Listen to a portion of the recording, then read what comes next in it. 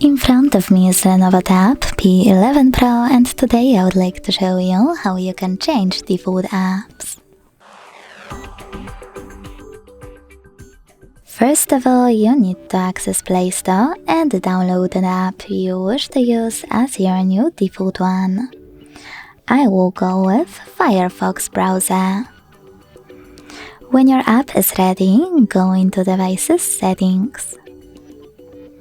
In them, scroll down a tiny bit to hit Apps.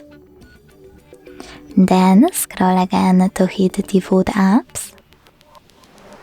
And tap on one of those sections you wish to manage, in my case, Browser app.